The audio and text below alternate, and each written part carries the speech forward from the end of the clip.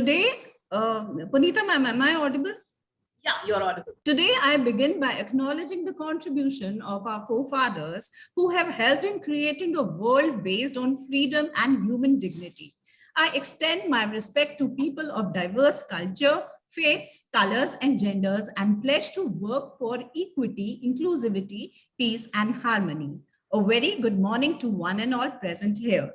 I, Dr. Sumedha Dhasmana of DME Media School, welcome you to the 5th edition of the world's first 7-day hybrid international media conference, ICAN5. The International Media Conference ICAN5 is being organized by DME Media School of Delhi Metropolitan Education in collaboration with the School of Communication and Creative Arts, Deakin University, Melbourne, Australia. I would like to take a moment and introduce Delhi Metropolitan Education to our audience. Delhi Metropolitan Education is an A-grade premier educational institute affiliated to Guru Gobind Singh Indraprastha University, New Delhi, and approved by Bar Council of India. DME Media School is one of the most promising media institutes in the country. It offers include ICAN and Ritika Convention of Media Students, and newly added to the list is VIS, Vibrant India Series. ICAN5 has come with the theme inclusivity, convergence, and alternative negotiations with hashtag communication for all. ICAN5 has the support of 18 partners, including International Association of Media and Communication Research, IAMCR Gen Section, and GMEC Global Media and Education Council as the conference partners. Knowledge partners of ICAN5 are Makhanlal Chaturvedi University, Bhopal, Vigyan Prasar, Government of India, and KSF, Kesaf Suri Foundation. ICAN5 international partners are Institute of International Journalism, Ohio University, USA, Green University, Bangladesh, and Daffodil International University, Bangladesh. Culture partner of ICAN5 is Beacon House National University, Pakistan. Media partners of ICAN5 are Amar Ujala, the Policy Times, Jai Hind Times, and the Hindi Post. ICAN5 is powered by Asian Media and Cultural Studies Network, Australia, India Film Practitioners and Research Network, SPARC, the Student Council of DME Media School, and RIM, Research and Innovation in Media Research Cell of DME. The conference is supported by NOTO, National Organ and Tissue Transplant Organization, Ministry of Health and Family Welfare, Government of India. Since 2018, DME Media School has been organizing the international conference ICAN. The themes for the former editions were India and Changing Aspects of News in ICAN 1, Indian Cinema and Alternate Networks in ICAN 2, Issues of Community, Agenda and News in ICAN 3 with the hashtag Conference for Knowledge, Information, Communication and Artificial Network in ICAN 4 with hashtag Communication Redefined. ICAN5 will witness a total of 26 sessions, including 18 live sessions, 5 hybrid sessions, and 3 physical sessions. The schedule comprised of 10 technical sessions, 3 workshops, 2 masterclasses, 2 plenary sessions, and 5 panel discussions. I'm proud to mention here that all technical sessions are chaired by women scholars representing different states and countries. It gives me immense pleasure that ICAN5 was also live on DME for various sessions. For more information, please follow us on our social media handle. Punitha ma'am, I would like to welcome you for our session. And on behalf of Amritsar and on behalf of our entire team, we welcome you. And we'll start with this session, ma'am, if you so allow. Ma'am, please unmute. Yeah, we'll go ahead. And at the outset, I would like to, congratulate you, DME School, for, consistently organizing conferencing, because I know as an academician, I know how it's difficult to organize this conference, especially international.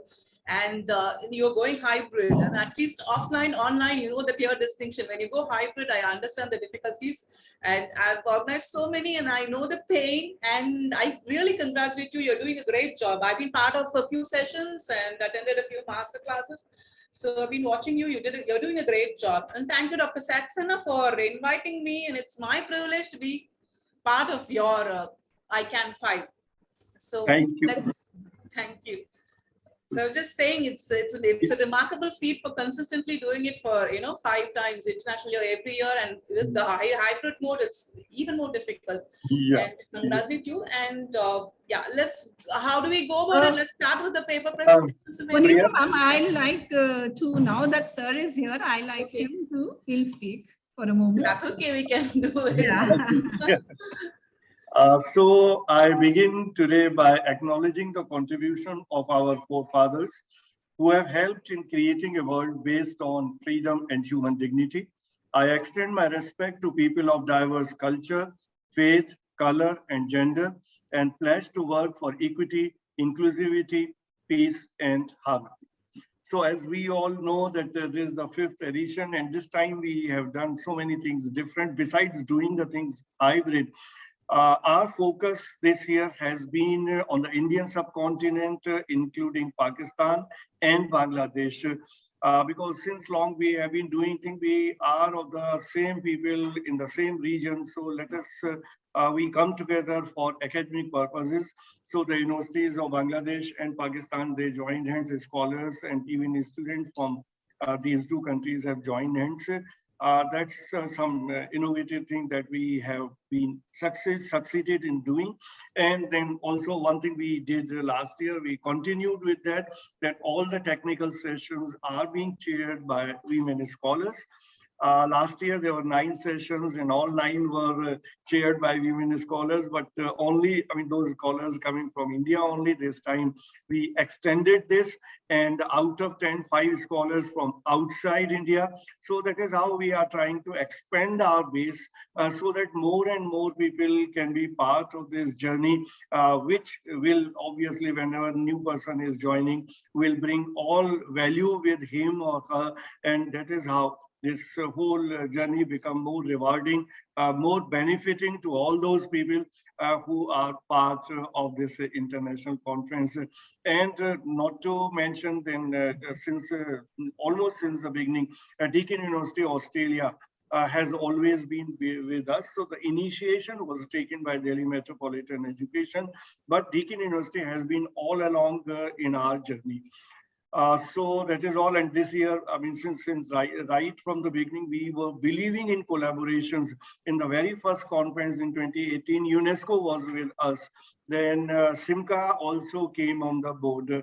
And this year, the number of partners, including all knowledge partners to international partners, this number has increased to 18.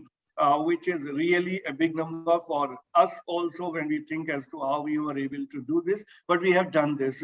So I think that this is further going to be strengthened.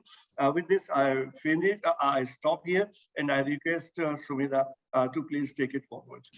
Okay, sir. Thank you so much, sir. Punitha ma'am, I'm happy to share that Journalism and DME is the official newsletter of DME Media School. This fortnightly publication covers all the major activities happening in and out of the campus. It is a student-centric newsletter carried out entirely by them under the supervision of faculty members. DME TV is our official YouTube channel where you can find a playlist related to all sessions, lecture series, film festivals, and conferences. Today, we all have gathered here for the 10th technical session, and the theme is cultural diversity, communal harmony, and assimilation through art and music.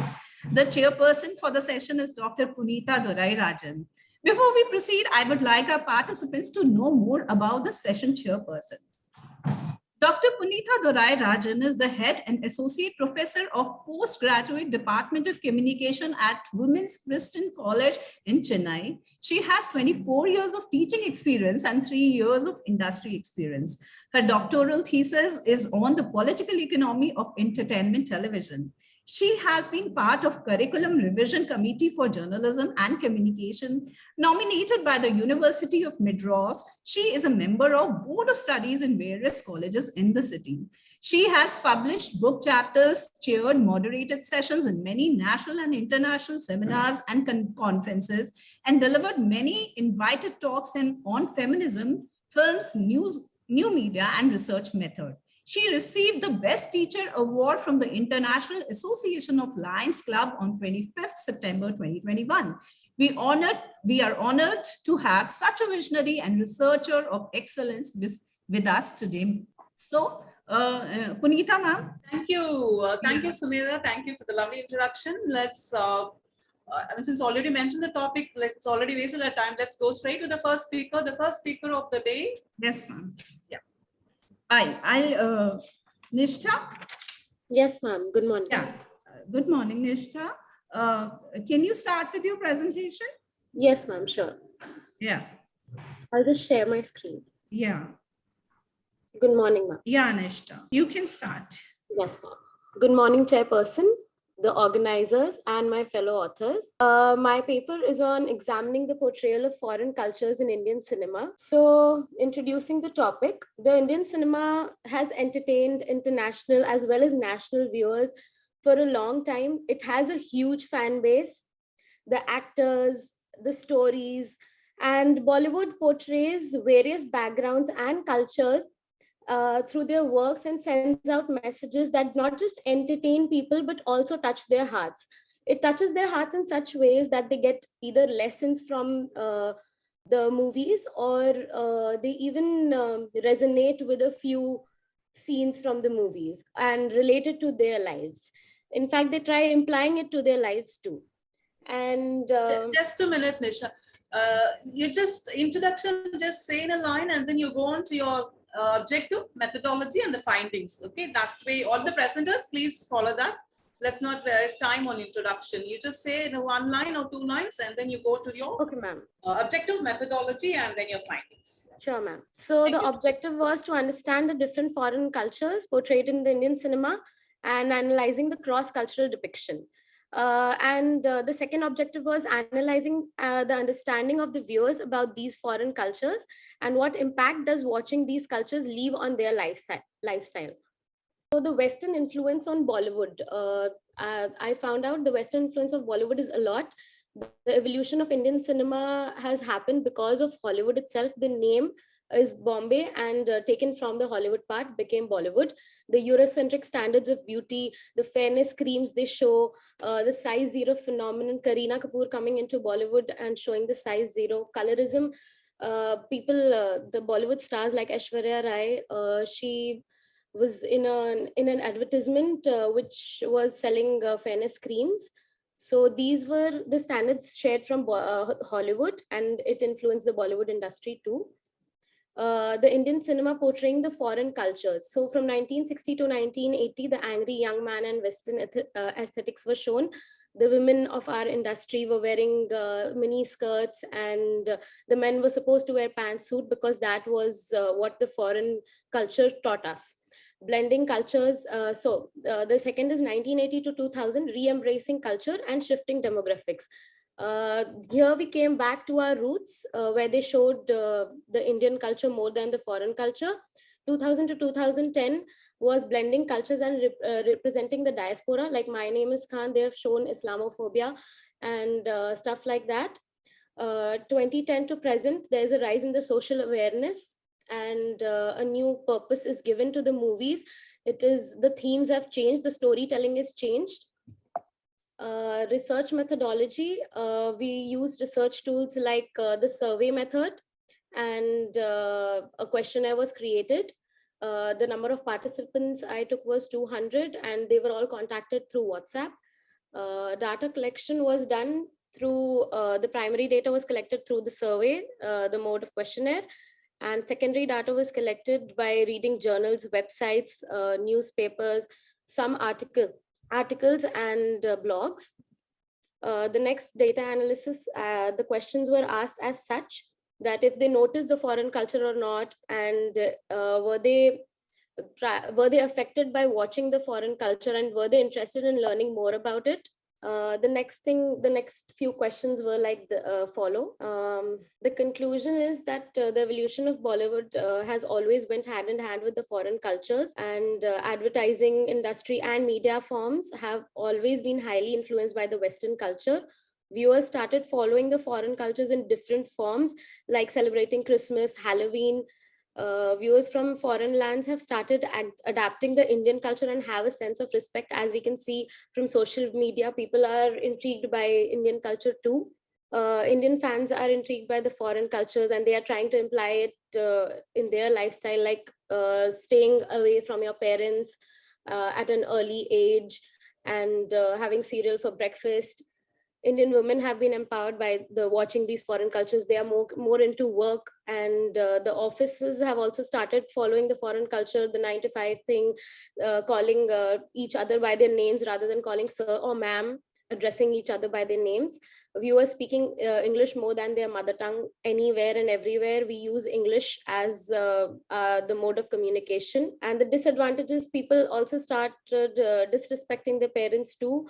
Due to watching these cultures in the movies, it provokes them to not be respectful to their parents. Thank you. Rishta, that was too short. Could you elaborate a little more on your key findings? Yeah, sure. Ma'am, key findings mostly were evolution. What I understood was that at first we started with depicting the foreign culture. Then we came into understanding our own culture, our roots, but then there was still a touch of the clothes or the way we spoke. Even in movies like Amar Akbar and Anthony, the song and My Name is Anthony Gonzalez shows that English words were used since then in the songs. And the dances were changed from Bharatnatyam, Kathak to bobbing of heads and rock and roll music. Everything came in like that. And coming to colorism, the advertisement industry still in Asia. What's the profile of your respondents? Were they male, female? Can we know a little more about the demographics and sure, ma'am. the socio-economic status of your? Yes, ma'am. So the respondents were mostly females, the fans of Bollywood. I tried distributing it in people who were fans of Bollywood because they were more legitimate to answer the questions, as they might have viewed more movies than the other people of the. So you had films from, you showed me 4 decades, 4 sets of, from 1960s you were showing me. Yes, ma'am. So, 4 sets you had separated, and how was your questionnaire constructed? Did you have questions from, did you pick up films from each decade, or how did you go about it? Can I know? Yes, ma'am. The questionnaire represented decades, and the people were asked which movie for them represented foreign culture. So you had open-ended questions too? Yes, ma'am. They were asked a number of questions about the movie and what sort of thing they picked from the culture. So I got responses like, part-time work from schools itself, which is not very common in India for the children. We are taught to stay with our parents till we reach college, we complete a course, a graduation course, and then get a job and then live. Then we separate from our parents. But there were respondents who said that they wanted to follow that culture. So now what are you finding? What do you propose to do about it? And then you can move on to that. Yes, ma'am. So when I noticed that there are people who notice the foreign culture and don't want to adapt it, and there are people who want to adapt the wrong things. So I do not. Come again? Yeah, I was saying that I have noticed that there are people who want to adapt the culture, and there are people who are not as influenced by the actors or the people, the celebrities they admire that much.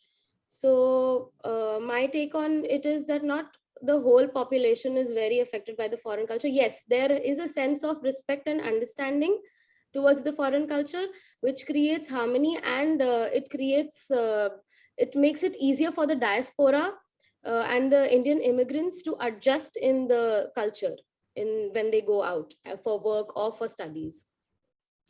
We'll move on to the next presenter. Thank you, ma'am. Ma'am, next presentation is by Riya Yadav. It's on portrayal of transgender in Indian cinema and analysis of Gangubai, Katwadi and Lakshmi. Good morning, everyone. Is my screen visible? Yeah, you can see your Okay, presentation. good morning, everyone. My name is Riya Yadav. I'm a third-year student of TME Media School. And the title of my paper is Portrayal of Transgenders in Indian Cinema and Analysis of Gangubai, Kathiawadi, and Lakshmi.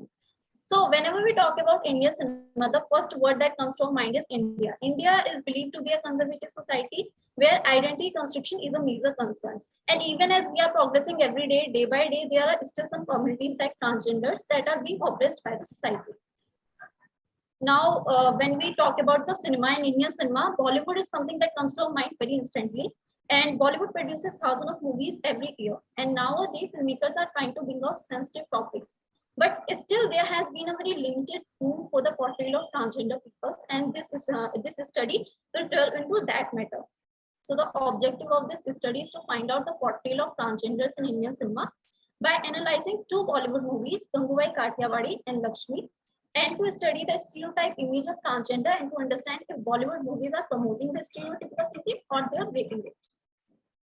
The methodology that has been used in this paper is content analysis method. Two movies have been chosen, as I said, Gangubai Kathiawadi and Lakshmi.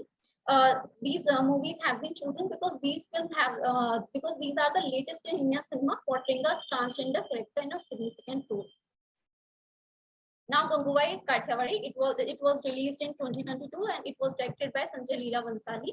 The story revolves around a girl named Ganga who is sent to a brothel by her boyfriend, and then she becomes a prostitute. After she becomes a prostitute, she comes into contact with a mafia leader, and with the help of that mafia leader, she runs elections against Rajia Bai. Rajia Bai, it is the transgender character that we are going to observe. So Rajia Bai is a transgender person who works as a sex worker in the movie, and she is represented negatively in the film. In the movie, Razia is shown as using tactics to intimidate Gangubai, like sending her muscles men to call her over, sending police for a raid on her brother. She also tried to intimidate Gangu by her words, and and there are certain scenes in the movie, like she is pressing the shoulders of Gangabai to intimidate her, to frighten her.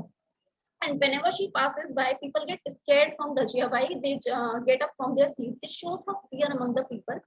And later in the movie, she also slaps a woman. That shows that she has an aggressive side. And there are several dialogues in the movie that Rajia Bai uses that also represent negativity. Like there is this dialogue, "Ki पेट की क्या ज़रूरत है, छीन के निवाला खाने का मजा ही कुछ और है." That certainly represent negativity, and there are other dialogues like this. Now talking about the Lakshmi. Lakshmi is a 2020 horror comedy film directed by Raghav Lawrence, and it is the remake of Tamil movie Kanchana. Lakshmi involves the story of a man named Asif who doesn't believe in ghost but gets possessed by a transgender ghost. So Lakshmi, the role of transgender in Lakshmi is positive. The makers have tried their best to show her in a positive manner, but still they ended up by portraying in a stereotypical way.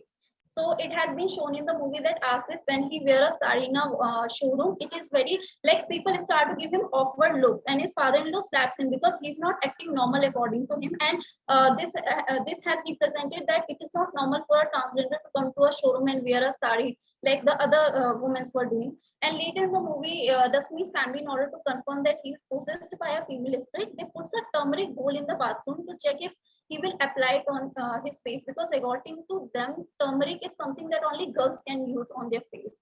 So which is very ridiculous in nature, because that represents a stereotypical mentality that only women can use turmeric and face mask and men cannot use them.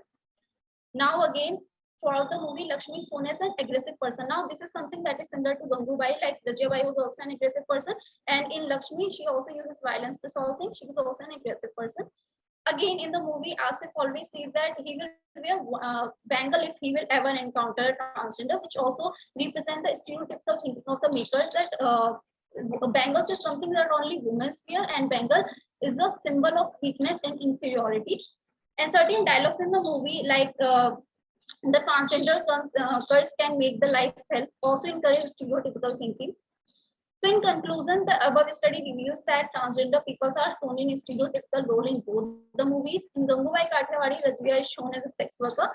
As a villain, she tried to frighten people with her power and dialogues, and she also has an aggressive side. Again, in Lakshmi, the makers tried to show the role in a positive manner, but they still failed to remove stereotype images from the movie.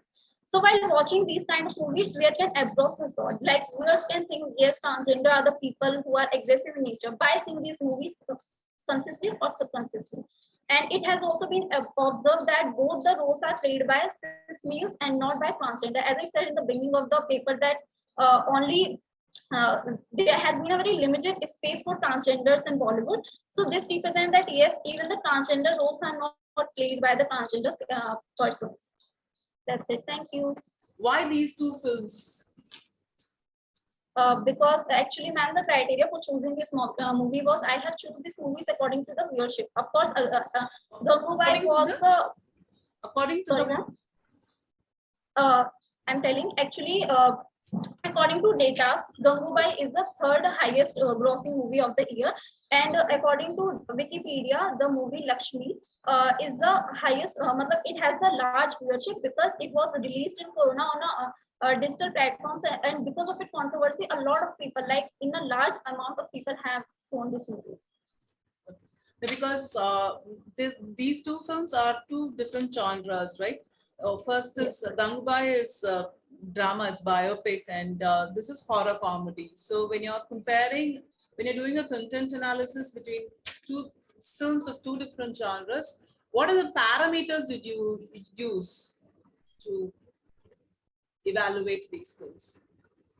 Ma'am, the parameters was actually the sound, the dialogues that have been used in the movies, also the angles. Your voice is breaking. Your voice is breaking. Not audible. Am I audible now, ma'am? Yeah. So, ma'am, actually, the parameters that I have used to actually, the one thing is dialogues. The dialogues that have been used in the movies, the shots, like how they are being portrayed. Like in Gangubai, you will notice that the angles are low angle shots. There are a lot of mid close-up shots and close-up shots. And in Gangubai, there was shots that you did both. You did both the qualitative and a quantitative content analysis. Yes, ma'am. That's okay. So, do you have anything to show? Any clippings or anything to show? No, ma'am. Not in the slide. Okay, fine. Go ahead. So, we are talking about the shots. Yeah, go ahead with that. I'd like to hear about that.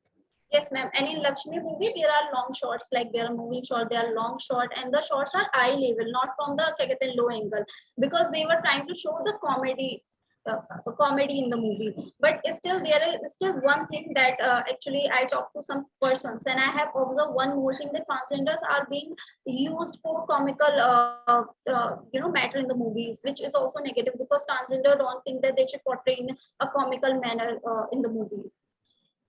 Okay, but usually high angle shots are employed to show superiority or power, right? Yes, ma'am. To show her in a dominant character. Okay. Yes, ma'am. These shots have been taken. There's this song in the Lakshmi movie, like Bambole Karke, usme to show that an aggressive side of Lakshmi, there has been used such shots. Sorry. So you had first your qualitative, some of the key findings in your qualitative and some in your quantitative, which you would like to stress again. Yes, ma'am. Yeah, just some of the few pointers which you would like to stress again is what I want. I think you have to go out and come back. Sumedha, you're able to hear me, right? Yes, ma'am, you're audible. In the meanwhile, ma'am, we'll start with the next. Yeah. Please. Yeah. Next presentation. Please do let me know when the time is over, because I'm not keeping track of time. Yeah, ma'am, because yes. Yeah. It's every presenter would be presenting for around 7 minutes, not more than that. Yeah, the topic is fake viral videos, a phase of audiovisual fakes by Shalu Chopra, PhD scholar from MIT University. Shalu? Yeah, you can start. Okay. A very good morning to one and all present here. I am Shalu Chopra, and my topic is fake viral videos, a phase of audiovisual fakes. That how nowadays, as we all know, that there is a fake viral videos dissemination, a news dissemination on the social media platforms. And amongst that, I have picked only the viral videos that has been created, and those audiovisual fakes are disseminated amongst the people. And talking about the fake viral videos basically is the intention that how it is impacting the people, the audiences, because they are nowadays believing on every content that is shared on the social media platform. And my study represent that how these fake viral videos decreases the possibility to accept the factual videos. Because if you are sharing the content on the social media platforms like Facebook, Twitter, WhatsApp, YouTube, and on Instagram, so these platforms are being mostly used by the people nowadays to connect via social media, and we are here sharing such viral videos without knowing that this content is credible to be shared and the sources are verified or not. So such this type of content is actually decreasing the possibility of telling the acceptance of the factual videos.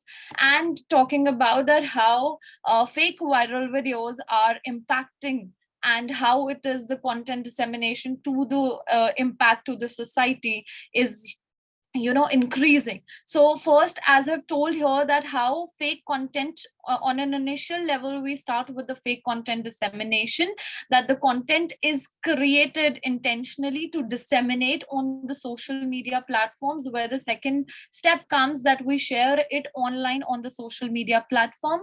And by sharing such fake viral videos on the social media platforms, we actually heighten the concern and fear amongst the individuals. We actually initiate to intent that fear and concern amongst the individuals by sharing that videos. And definitely that is deceptive information that has been created to mislead, that leads to the next step, that to mislead the information and to get the people's reaction out of it. Because as we know that it is intentedly created, the videos are created with an intention to get the people reaction, and that is how we share the misleading information with the help of fake viral videos, and that destructs to the society, that actually damage the society on the mass level. And this is how I have reviewed some articles related to it, that how the fake viral videos, the studies related to it, that how they explain that what are deep fakes, what is misinformation, what is disinformation, and how it is impacting, how the doctored videos are being created, how the web-based media, because I've also searched that how is there any gatekeeping on the social media platforms, that do we analyze the content before disseminating? No, there is no such thing. There is no gatekeeping on the social media platforms, but the person who is sharing the content is the only guardian of the content. He needs to see that what is needed to be disseminated, when, how, and to whom. So basically these reviews told me that how it is impacting, and it is just to create the attention, and they are jeopardizing the content, and they are just seeking the attention of the user, and influencing and persuading the people into the wrong way. Moving further, the research questions that I took on an initial level to work on this study is that do people know the difference between real and fake viral videos? That what is the real content that has been shared on the social media, and what is the fake content, and how they can are they able to differentiate between that content? How common is fake viral videos? Because we know there are political, entertainment, social, informational, religious, these kind of beats that are being shared on the social media platforms. So knowing that how common it is, commonly it is shared, and what is the impact on the individuals, and also to know that what is the spreading propaganda of the fake viral videos. And my methodology for the study was qualitative as well as quantitative. I have taken the case study method as well as questionnaire method to know that what is the impact of the study, and to find out my research objectives was to find out that how individuals mentally process such information that has been shared with the fake viral videos, and what are their choices of various platforms and the sources of communication they take to communicate and share the fake viral videos. And also to find out that how they have created the process of belief and targeted as per the expected feedback, by the people. So because the expectations of the creator who is creating such intended videos, they have they try to get the same feedback by the people with which intention that it has been created. And with the help of case studies, I am trying to prove one of my objective, where this kind, as you can see, that these kind of informational videos are being viral, where people are telling that how the FASTag and all that is being taken, and then the religious and political content is being also shared in such a manner that you cannot identify, and some of are being mistakenly shared with the verified sources. So this is how this is influencing in a wrong way to the users, and they are believing on the content, and accordingly they are giving the expected behavior, or we can say the output that the intended user wanted to get from the people. And entertainment also, I've also read one article that where people are telling that these kind of taglines and things are being used, that don't judge so quickly, this is amazing, be careful, so that people watch such kind of created videos. So these type of case studies were being taken, and even the demographic variables were the age, gender that I've taken, occupation, marital status. So I've targeted most of the people, and to know that the major group was 18 to 35, and I've asked the questions like that, if also they are aware of the fake viral videos that are being disseminated, do they check the sources, do they check the credibility and then share? And most of the people said that no, that they aren't checking the sources before disseminating the video, and they are just watching it and ignoring it, but they are not taking an action to actually initiate and tell the people that this is fake, do not believe it. Even in like the video that I've showed on the first the informational video, that the FASTag one, so that is being shared even on my social groups as well, and they said that you need to believe. So I've checked the source and tell them that this is the fake video, this is the created video, and you need not to believe on it.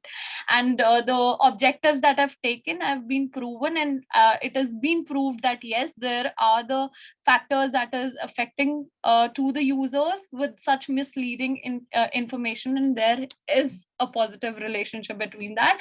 And in conclusion, I just want to say that we need to promote such kind of interdisciplinary research where we can help people to know about the content, that where they can check the sources, how they can help. And our initiative should be to stop the transmission of the fake viral videos. And what we can do is we can use media channels to work for spreading the awareness campaigns, and even by the media channels, so that they can aware more of the audiences that what to believe and what to not, and also to address the underlying discretion that is happening on the social media platforms, because if people are not aware, they're not going to definitely take a step on this. Thank you so much. And we also know that on social media platforms there are a lot of users, and so that there can be a lot of misinformation, and in the end I'll say the awareness is the one thing that all we need for that. So thank you. Open for suggestions. That was interesting. One question, Shalu, just one. Which platform did you find fake news videos were shared more? It depends on the generation. Till now, what I found that it depends on the generation, because you have a question in your yes. I have segregated the generation into three, that it is X, Y, and Z. So the X is mostly using Facebook and WhatsApp. The Y is using Twitter and Instagram, and Z is using Instagram. So all of them are equally fooled by the Y is aware that there are fake viral videos, but they are not initiating to tell the people that you need to choose the credible sources. So this is the pitfall there on their part. I'm a fact checker myself. I underwent fact checker with the training with fact checker. Anyway, it was an interesting question. Next presentation. Thank you so much. Sumedha, we can go to the next. Yes, ma'am, I'm there. Ma'am, next presentation is the influence of Korean wave of Indian youth by Shrishti Agarwal, student of MIT School of Communication, MIT University. Shrishti. So good morning, everyone. Today, I'll be presenting on the Korean wave and the influence in the Indian youth. Starting with a bit of an introduction, I will first talk about what is the Korean wave. So we can see how immensely the Korean popular culture is being introduced to us in a very, very through better Korean media together. So keeping in mind the Korean wave, it is termed as the Hallyu culture. The Hallyu it is a Chinese term which means the Korean wave itself. So when we talk about the Hallyu culture, it altogether talks about all the phenomenal growth of, the Korean culture, then the popular culture it has with the Korean food, Korean music, the drama, the games, whatsoever Korea has for themselves. I guess it has intensively increased its areas and it has expanded globally. So there are people who are too much interested or too much interacted towards the Korean stuff. So my paper completely talks about how the Korean wave, or we can say the Hallyu culture, has influenced the Indian youth.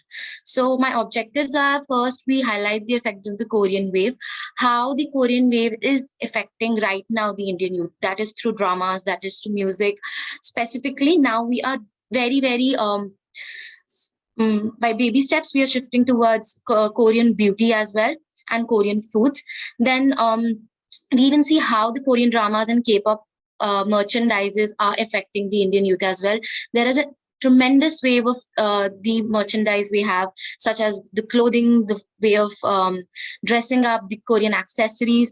So people get influenced by that. Then we talk about the exact concept of the Hallyu, that how Hallyu came and what all it happened. So first coming then I'll be talking about the literature review. So I did the review of literature through the Korean content. First, there was an overview of the Korean wave, that how Korean wave happened. Korean wave was seen around in Philippines and different other countries, but in India it was seen after when Parasite was released, and a lot of people during the pandemic watched Parasite movie, and they were very much fascinated by the concept which Parasite carried, and they wanted more such. They searched, they googled, they did a lot of things that maybe there are more recommendations for Parasite. So later on, there were people who got too much entangled towards the Korean stuff, maybe the Korean dramas. So at that time, Netflix was the only one OTT which was streaming the Korean content. So Netflix had a library, I would not be saying the word bunch of library, but a library of the Korean content. But sooner or later, seeing the people getting too much interested in such content, so Netflix shifted it to a vast library, and later it started on Amazon Prime. Then we have Z5, MX Player, and later in India, the first Korean app was launched, the Rakuten Wiki app. So then we did the scope of Korean wave, talking about only on the Indian youth, but Korean wave is a global expansion, and how it was evolved. Now we can see after Parasite, people started watching, and the main hit was when I talk about drama. In over here, I can talk about drama is the Crash Landing on You, where it talks about the North Korean and the South Korean love story, which clearly depicts as Indians, we can talk about, to be mentioning Indian Pakistan stories or love stories which we see. So it was a very big hit in India, and after that there were many more shows such as Boys Over Flowers, and it's maybe we can talk about Touch Your Heart, etc., which were one of the most watched shows. And later Netflix did launch its own dubbed versions in Hindi as well. So right now, if we talk about the Korean dramas, we see a lot of people are right now watching Korean drama in Hindi as well as in English. So Netflix is providing the dubbed versions as well. The main hit we can see for the Korean drama was Squid Game. Squid Game was seen to be a mega starrer or blockbuster K-drama, which has expanded the value of Korea. And talking about Korean music, K-pop was there, and it was seen by a lot of people. But after, like I said, after Parasite, people were more interested into the Korean stuff. So people started shifting towards the Korean stuff. So of course, if I talk about the Korean music, PSY, when Gangnam Style was released, there was PSY who started, there was the first Korean song which came into India and was on the radio #1 streamed song. So people were more into that, but later there was not too much of the Korean thing for music. But when BTS, which is the Bangtan Seodan, was there, so we can see how music shifted drastically. People do listen to it has Billboard, Spotify, Apple #1 Apple Music. So right now we can clearly claim that a lot of K-pop boy as well as girl groups are on the streaming charts of India as well. So this was how my literature review was done. Then talking about my questionnaire, there was a questionnaire, a survey was done in which Delhi NCR people were given the questionnaire, and that was for the age from 18 to 35. I specifically took 18 to 35 because that is the age people are more people do change their interest, and people are more interested into new things and to find out new things. So my questionnaire consisted of did people know about the Hallyu culture, or they even have ever heard about the Korean wave. There was further questions such as on what platforms do they prefer to watch Korean dramas, which was a slight interesting thing which I found out was there is a website called as a Drama Cool website. People use Drama Cool over any other Netflix or Rakuten Wiki to watch Korean dramas, because if I talk about Drama Cool, it has a bunch of Korean dramas from 2020, from 2000 to the current time. So people are more people watch Korean dramas more on Rakuten. Then is Squid Game their first K-drama which they have come across? Of course, there are a lot of people who are watching K-dramas beforehand, but there was a very, very big shift in watching perceptions of the people after Squid Game. So, but yes, there was the people said that there were around 60 to 40% of the people who watched K-drama, which Squid Game was their first K-drama, and rest was not. People have watched their other K-dramas as well. There was an open-ended question as well, that what was their first K-drama if Squid Game was not, and have they ever heard about any of the K-pop band? So through this questionnaire, I did find out that BTS was the most heard K-pop band. Then there was a question such as do people tend to buy merchandise, different merch from Korea? So yes, people do tend to buy merchandise because it is like a buying perception of buying factor, that they have something that they like. Then I like to say that while I was doing the research and through the questionnaires, I did find out that it is a chain. Like through K-drama, people see Korean food, Korean beauty, so they do want to try something. It's like how human instinct work. So it was like through K-drama, people started watching. Through K-drama, people started with K-food, Korean food, ramen, different things.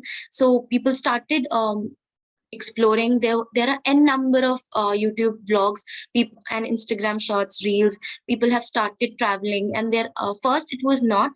Before the pandemic, it was nothing so much related to Korea. But now, if we talk about YouTube, has n number of vlogs.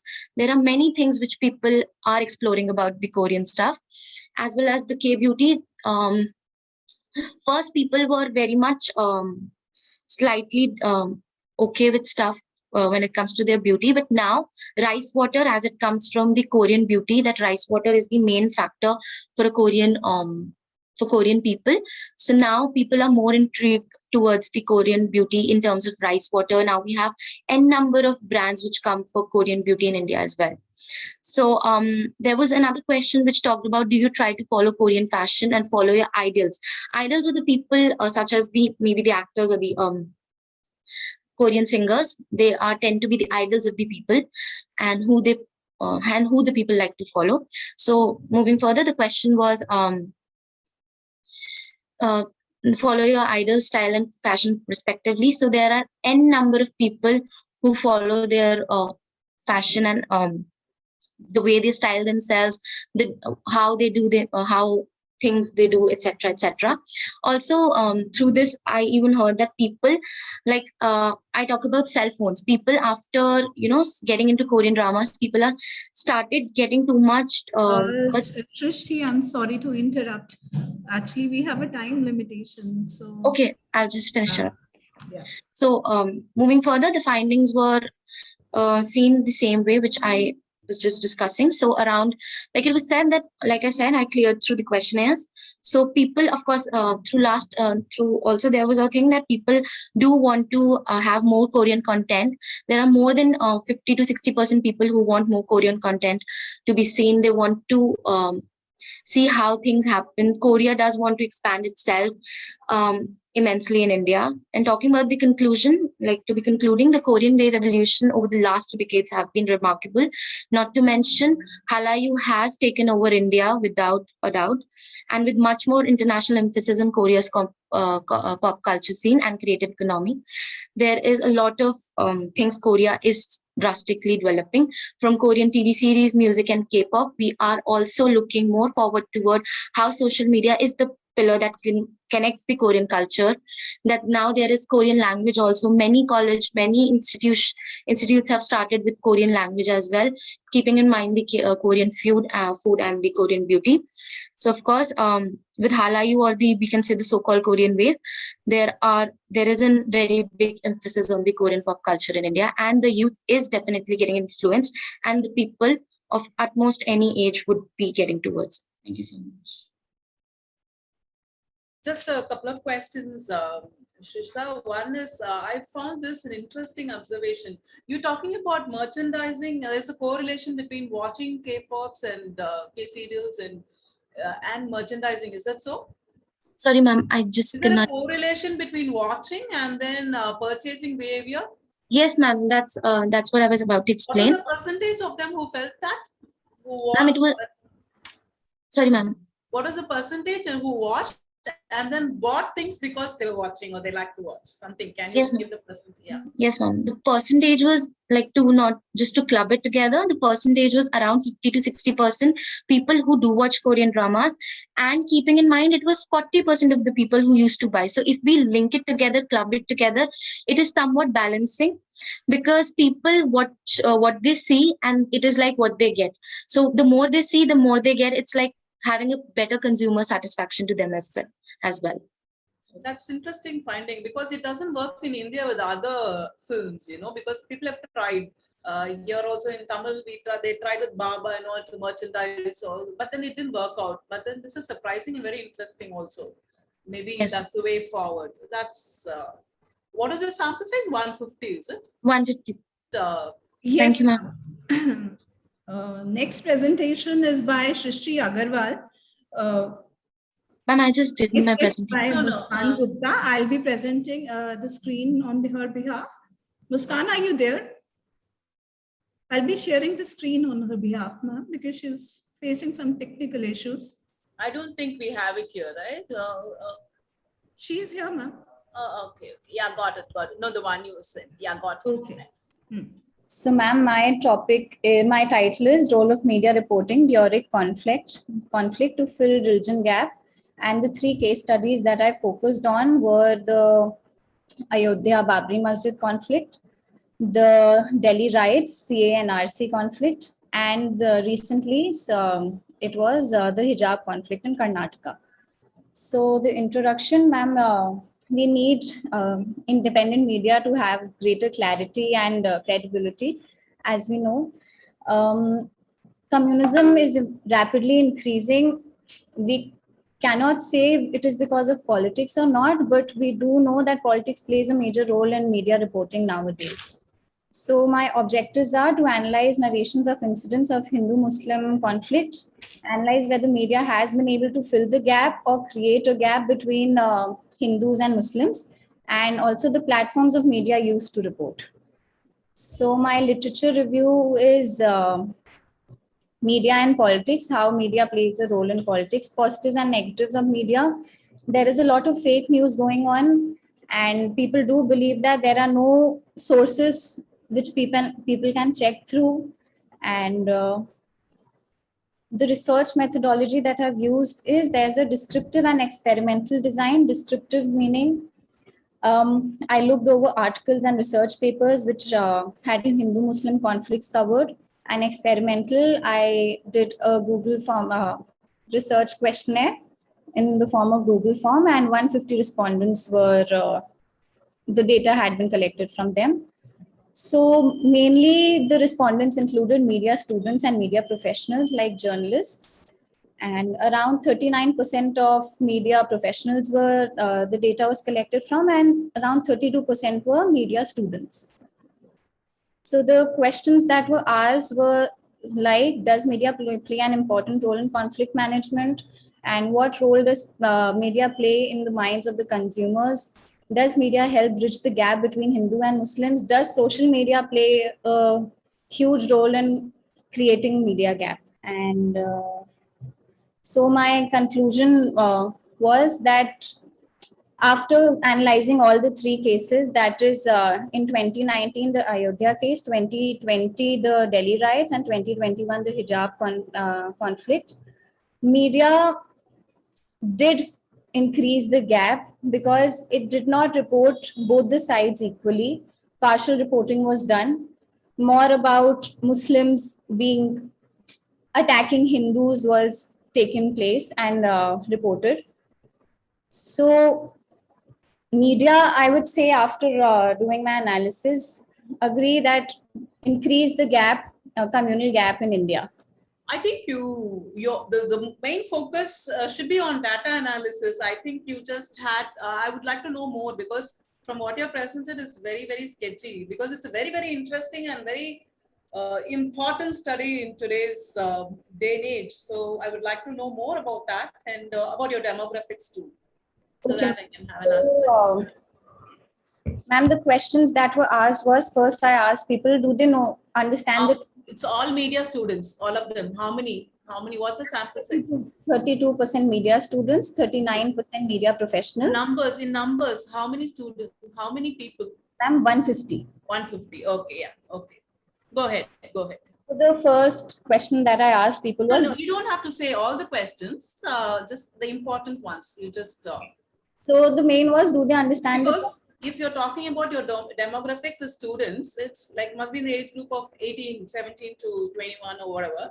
And yes. See, they wouldn't have been there in Ayodhya issue. They might not have read much. And of course, Delhi, yes, and hijab controversy, these two. So when you're combining these three major instances of communal violence, I would like to know a little bit emphasis on what are the questions and how did you connect it? So, ma'am, my first, initially I asked, do they understand the term conflict management and whether media has been able to play a positive or a negative role in reporting the conflict? And do they think that Hindu-Muslim conflicts affect the Indian economy? So around 73% said, yes, it does affect the Indian economy. And I also asked whether the media helps bridge the gap. Around 56% said that it does not help bridge the gap. It increases the gap between Muslims and Hindus. Okay. That's what I was looking at. Yeah, go ahead. The cases like for Ayodhya conflict, majority of the people, I would round it around 60 to 65% said that they do believe that it does create a gap, even though we say the teenagers do not know much about the conflict. But ma'am, if we see in right now also, it does increase the gap because Babri Masjid was never reported about. It was all about... What exactly is your understanding of bridging the gap? Ma'am, bridging the gap as in, does media help get Hindu-Muslim together as communities, or it widens the gap, the understanding of the hatred? Does it spread hatred in simple terms? Is that what we are talking about? Yes. So they do agree it spreads hatred. Media tries rather than controlling the hatred. Yes, ma'am. Yeah, so my final conclusion was that only that media does increase the gap between the out of the 150 respondents. Yes, ma'am.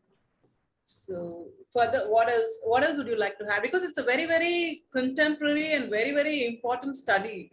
And maybe you should develop on this further, because media, which is supposed to, help in create an understanding between two communities, is rather making it more difficult for us to survive in this world. So that is what I wanted to find. I have my objective. And the respondents were all of them are English speaking. Yes. English speaking. So, What is the media habits of these respondents? Do you have any questions related to that? Reading newspapers, television? yes, ma'am. So my third objective was the platform used to report the conflicts. Okay. Nowadays, more focus is on social media and online news. Just because fake news is present, the age group between, I would say, 45 to 55, they were also included. Around, I would say, 7% respondents were from that age group. And they do not check the sources of the news. So social media has increased the gap because there is no check on fake news. It is very difficult for them to understand what is fake and what is not, especially the age group my parents are in, I would say. Even they are not able to check or clarify whether it is fake or not. They just forward what they get on WhatsApp or any social media website that they see. Yes, ma'am. That's it. Do develop on this. It's very interesting study. We'll move on to the next person.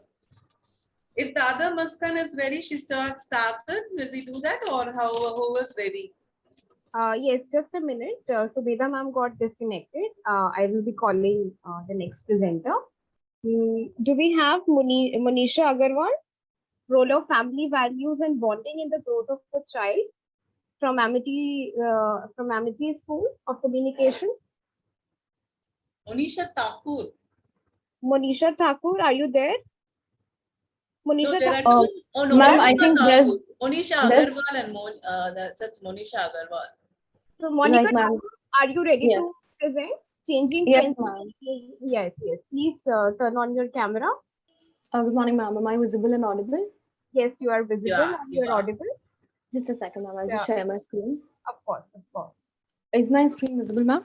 Yeah, I think you have shared the Zoom screen. You have to. Yeah. Just a second. It's visible, ma'am? Yes, yes, it's visible. Okay, you may start. So very good morning to one and all present here. My name is Monica Thakur, and I am an advertising and marketing management student at Amity University, Noida. So the topic for my presentation today is changing trends in the music industry from retro to rap, retro to remixes and raps. And the reason that I chose this particular topic was because I'm a music student myself. It's been a year since I started learning classical music, and I've always been intrigued about what exactly is it that gives some music compositions popularity, whereas others just go unnoticed. So I'd like to begin presenting my PPT, and I'd like to begin by explaining what exactly retro means. So if we go by the definition of it, retro music, it's a vintage inspired style that is purposefully based on or imitative of former trends, music, modes, fashions, or attitudes.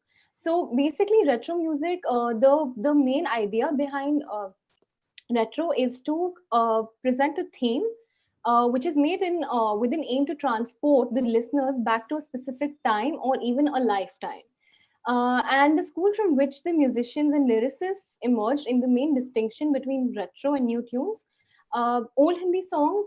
So my research is it mainly revolves around the Bollywood music. So I'm going to be comparing and presenting the study that I've done from across from and basically tracing the evolution of music and how it impacts the mindset of youngsters and individuals. So old Hindi songs were primarily an extension of classical Indian music. So basically the music actually emerged out of classical Indian music. And then of course there were a lot of alterations that were made. And now we hear the kind of music that we hear, but it originally actually came from classical Indian music. So now I'd like to explain what remixes mean. So a remix or a reorchestration is a piece of media which has been altered or contorted from its original state by adding, removing, or just changing pieces of the item. The main aim of creating remixes or recreating old songs is to cash upon the popularity and the likability of the music or the composition that has already been exposed to the audiences. So rap, which is also a form of remix or a new age music composition, it was first employed in the British English in the 19th century and has been popular thereafter. We still see the popularity of rap music in the Western culture, and not only the Western culture, but the rap music is gaining a lot of popularity even in the Bollywood music. You may call it the Western influence, but the rap music is actually taking over the music industry right now. So also the third point of this presentation states that since there is no copyright act that is set in place by the government or the committee of Music and Information Broadcast Association. So basically, getting a remix license, there is no certain rules and punishment as to what copying a music would do. But it's extremely important for a composer or a singer to get a remix license before recreating a music. They need to take authorization and permission from the person or the author of the previously made music. So now I'm going to talk about how I use the agenda setting theory to understand Bollywood remixes. So to explain this, I'd first like to explain what the agenda setting theory is. So the agenda setting theory describes the ability of the media to influence masses. Now, because my research basically revolves around how the music has changed, it also analyzes deeply how the music preferences of individuals have changed through these years. And because obviously music has a certain amount of impact on the psychology and lifestyle of people, it definitely sets an agenda, and it definitely has been responsible for creating major psychological and lifestyle changes among listeners. So this theory appears to be relevant to the current research because it explains how certain Bollywood remix songs build an agenda by exhibiting Just things get your findings again. Sure, sure, ma'am. So the objectives of the study were, so I segregated 4 points and 4 basic points of my study. The first one is to study and analyze the changing trends in the Bollywood remix songs, and to understand the perception of audiences about Bollywood remix songs, and to analyze the impact of Bollywood songs on younger generations, and to get acquainted with the taste of listeners relating to Hindi remix songs in various perspectives. And the research methodology that I've used so the research tools for my research methodology, I conducted a survey across people in Delhi and Noida.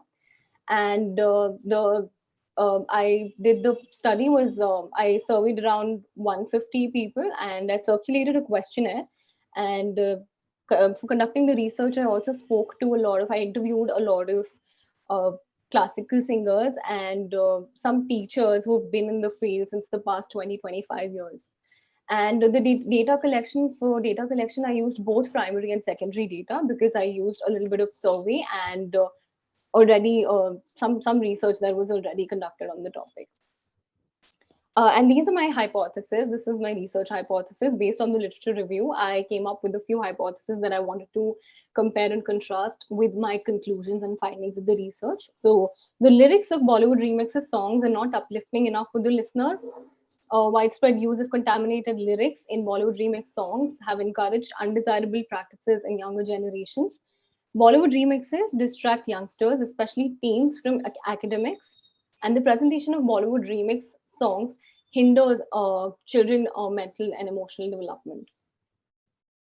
So for my data analysis, as I told you, I've surveyed 150 people, and this was the data analysis. These were the kind of questions that were asked. And so what kind of Hindi songs do you prefer listening to? So I wanted to know whether people wanted to go for the original tracks or remixes. And it turned out that majority, 90% of the people actually preferred listening to original songs than remixes, no matter what the quality of remixes was. And what kind of songs they listened to, wherein the majority of people said it was for entertainment. Like the primary motive of them listening to music is to get entertained. And what they liked about the remix songs, because only 10% of the people said that they listened to music that was remade. It was because majority of them said that it was the reason that they listened to them was because of raps and lyrics and cinematography. Majority of them listened to it because it offered all the things, variety of these things. And next question was, Monica, I'm sorry, ma'am. Yeah. Monica, yes, you need to make it a little quickly now. all right, sure. Yeah. All right, so I'll just go through the questions. Do you think the remix songs in Bollywood match up with the quality of original songs?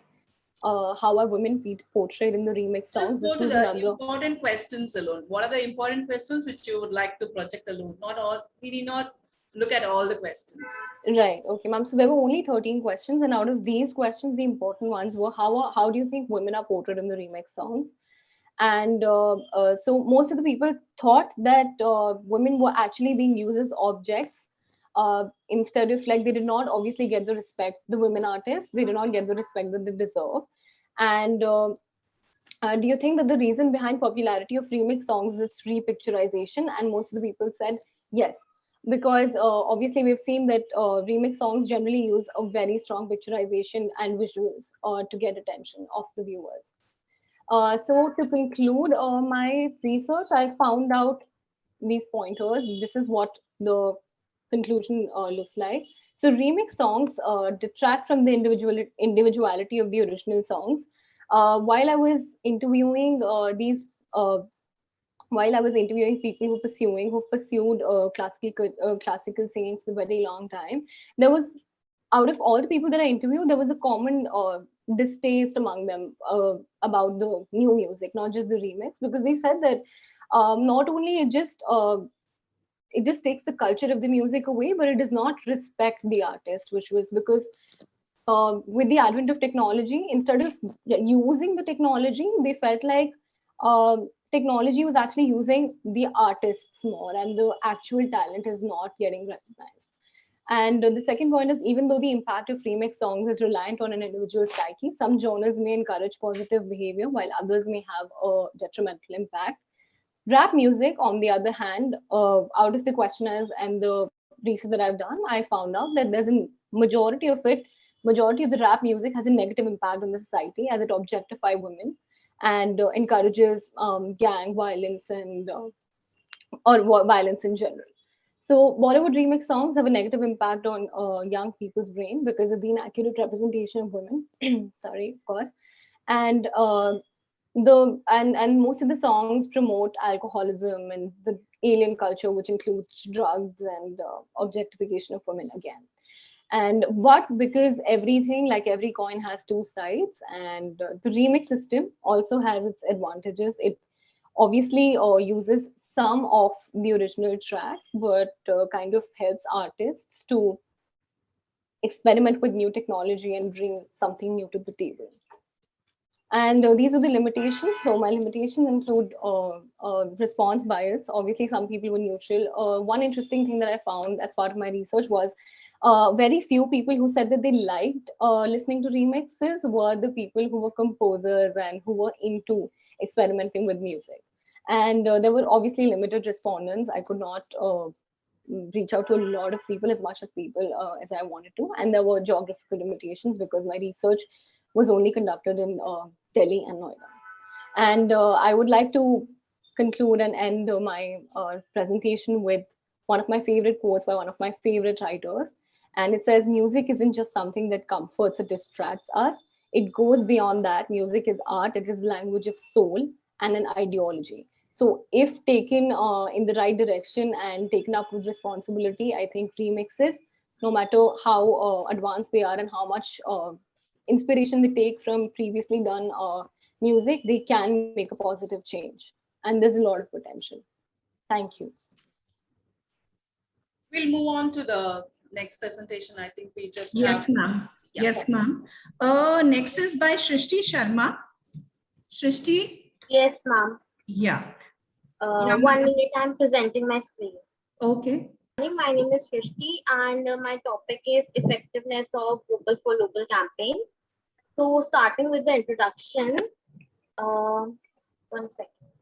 So the phrase vocal for local is used to refer to making India a greater and a more important component of the global economy by adopting efficient, competitive, and resilient policies, as well as by being self-sustaining and self-generating. So the main goal is to promote local businesses and consume locally, like whenever possible, so that the long-term benefits of increased demand can leverage to strengthen the small-scale industries and the new businesses. So this will definitely make India and help India to become a global manufacturing hub. So the objectives of my study are to see the impact of the campaign on Indian industries and the local craftsmen, to understand the consequences of vocal for local, to understand why we need to support this campaign so that the small businesses and local craftsmen workers can get some sort of a help.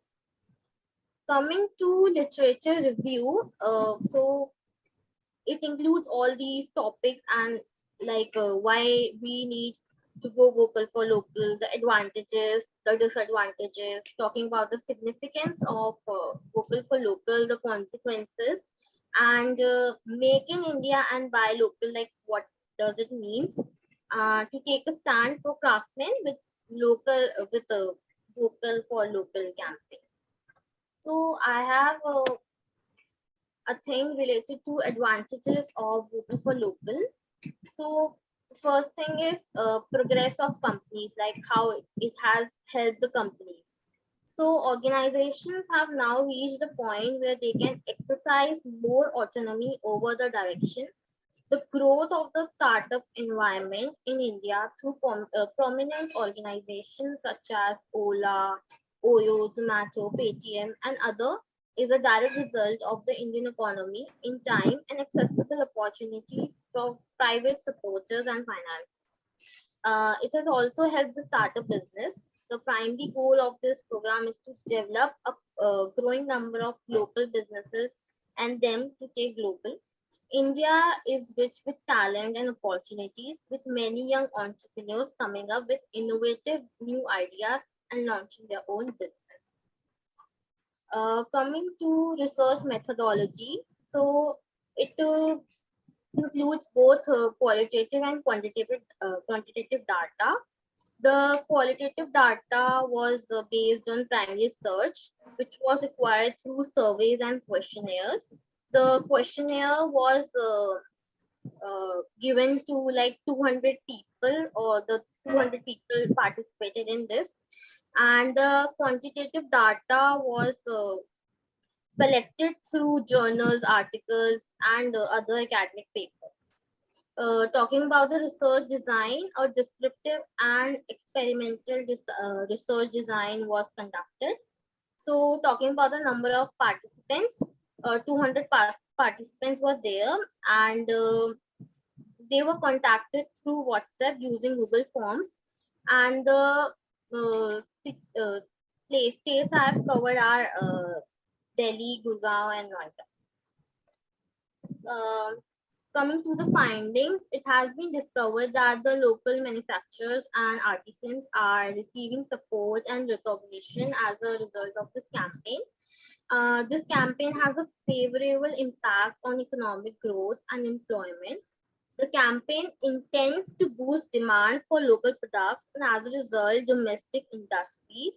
When consumption increases, these industries can gradually scale up and become less reliant on outside funding, and eventually making India the world's trading hub. Also, it has been revealed that there are some disadvantages. It will take time for people to change their mind because India has a limited amount of manufacturing industries and machinery. We cannot completely rely on Indian products to meet our needs. People preferences are also difficult to modify because they are entirely dependent on the quality and the brands. However, in the coming year, we will undoubtedly see a significant shift and a favorable response in India from raw material to finished product manufacturing. So these are the findings of my questionnaires. Coming to the conclusion, Vocal for Local is a program that should be continued throughout time, since local India businesses can compete with worldwide brands, and we should support and be proud of them by implementing efficient, competitive, and policies, as well as being self-sustaining and self-generating. Vocal for Local can become a larger and a more essential component of the Indian economy. As we have seen, there are various advantages to supporting local companies. They are not only benefit the entrepreneurs, but also creates a win-win situation for us as consumer, the entrepreneur, and the society at the large. It primarily creates job and contributes to a happy society for all. So, a few limitations. Geographical limitations, as the study was confined only to India and to a limited region, and even the search was not being able to reach many regions, so it doesn't show a pattern applicable to a national perspective. Age was mostly, the response came from the teenagers, so I would say it was a youth oriented survey. Limited respondents.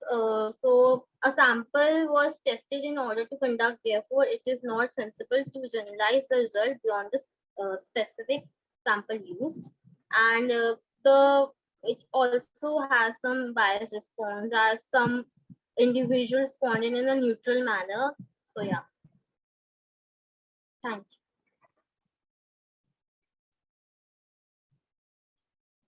Thank you, Srishti. Ma'am, do you want to have any questions or comments? Just one, Srishti, right? Yes. What did you? How do you define this local? What about local for? Were they able to understand the phrase? That's the first thing. So, ma'am, basically, vocal for local means, you need to support the local people by being vocal for them. Like you can, this campaign is all based on.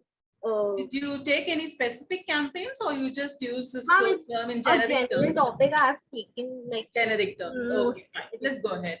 Shruti, we can go ahead. Okay, thank you, Srishti. Muskan. Thank you so much. Muskan Gupta. Yes, ma'am. Good morning. Good morning. Ma'am, I just wanted to ask that, is it okay if I don't open my camera because the connection is very unstable, due to which the call was also dropping earlier? Fine, go ahead, because otherwise then again it will get cut. You can go ahead. Right, thank you. Will you be able to share your screen? Yes, ma'am. Just a minute, please. Okay. Is it visible now? Yeah, yeah. All right. So, good morning, everyone. My topic is Indian tradition of spreading kindness and helping others for humanity during COVID. I chose this topic because there was this person about whom I read during the pandemic, and his name is Mr. Jitendra Singh. I've included him in my research, but I couldn't dig more because the content was limited. So I added everything that was there, every possible thing. So during the pandemic, we observed that the first wave, we were just figuring out that, okay, what is it like? Is it that, that devastating or what? But during the second wave, it was very devastating, and especially for us, because many people, not for us, I mean, everyone lost their dear ones. So I analyzed on how people were there for each other. So during the first phase, you must have heard about many trends going on, the dalgona coffee making trend, and there were multiple activities that kept people engaged to get through that time. People also, there was this PM initiative of coming out on the balcony to support the COVID warriors. The doctors and everyone were there for us. Then the objectives of my study were that to elaborate the current knowledge of the individuals about the expectations from other Indians in terms of humanity. The study directly focused on interpreting the current situation, the development of an understanding of the opportunities that are available for the Indian to spread kindness and maintain humanity. So as I talked earlier, that we came out on our balconies to clap for the COVID warriors who helped us during the pandemic. Then people engaged and supported each other by sharing jokes, articles, and inspirational quotes. And, they even, some people also started giving tiffin services, if I clearly remember, to support the people. So So many NGOs also came in light for the same. So the name I mentioned, Jitendra Singh Shanti, so he cremated over 2,000 people, and he stayed in his van because he didn't want his family to be affected by it.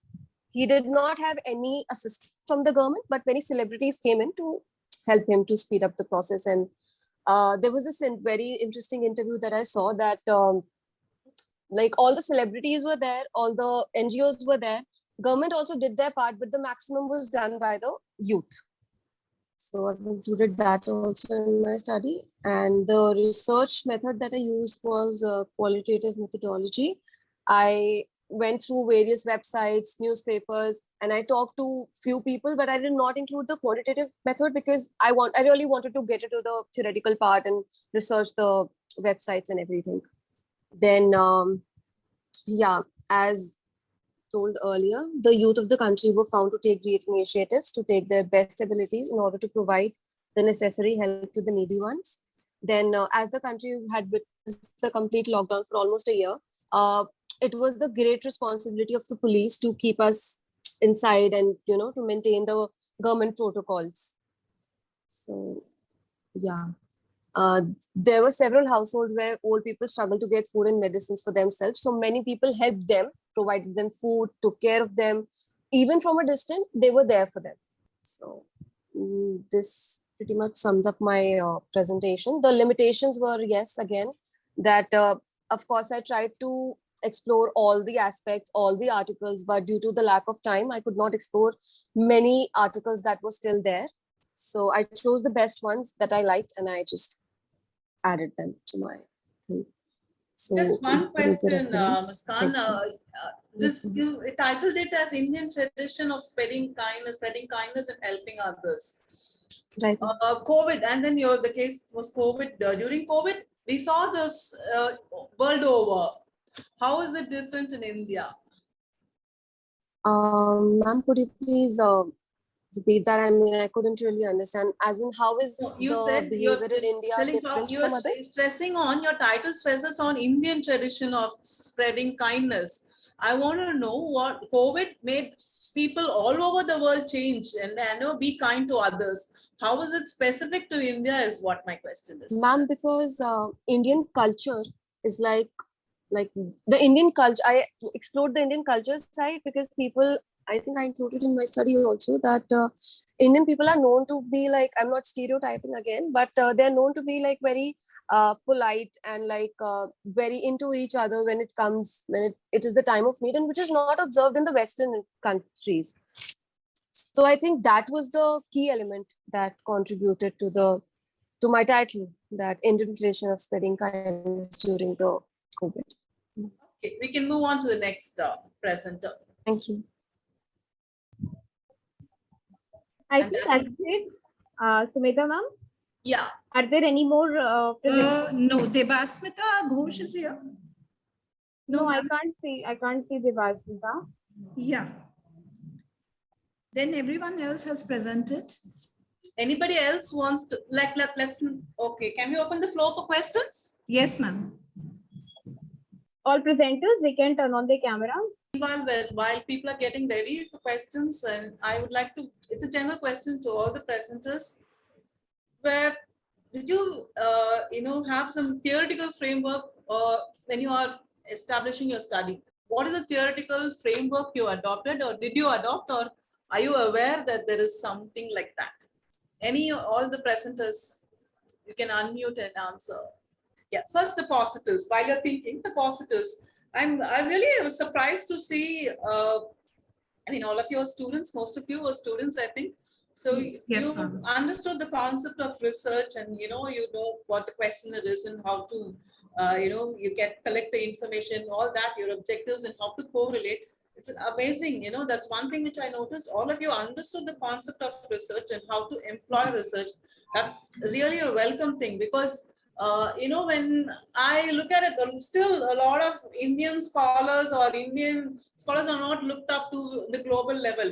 Of course, it's changing. We need a lot more young researchers like you also to come and, to conduct wonderful research. That is one thing. All of you have understood the concept and many of you have tried to correlate it. But only thing is, we need to more stress on, emphasize on the theoretical framework also. The theoretical framework emphasizes or gives us an understanding of what is there being done on a particular thing. So you understood review of literature. Yes, most of you have mentioned that, but then the theoretical framework also should emphasize. That is one of the things which many in our discipline don't employ. So that I noticed, and otherwise it was all good presentations, and I wouldn't really, say anything was bad. All of you did a good job, and I mean, organizers also took some effort to, look at the papers. Good job on your part also. Yeah, anybody else wants to ask any question? I think I've almost asked everyone after the session itself, after the presentation itself. Yes, ma'am, indeed. Your suggestions are very helpful for all of us for conducting our researches. And ma'am, I would now like to invite Professor Dr. Sumedha Bala, Head DME School and Chief Associate Convener ICAN5, to give the concluding remarks. Thank you, Dr. Sumedha. And thanks to Dr. Punitha. This technical session had paper presentations on diverse subjects. A few papers revolve around culture, foreign culture, Korean culture, Indian culture, and so on. The young persons today are much under the influence of the Korean wave, and this was discussed by a researcher here.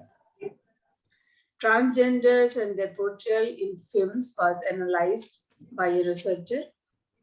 Screening media coverage during the religious conflicts was also an excellent attempt. My best wishes to all young researchers who I believe will adopt a more serious approach while conducting their research.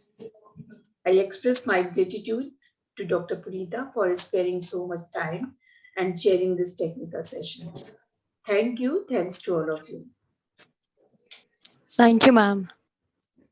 Yes. With this, we come to the conclusion of technical session 1. My foremost and heartfelt thanks to the session expert for sharing her valuable insights about the theme cultural diversity, communal harmony, and assimilation through art and music.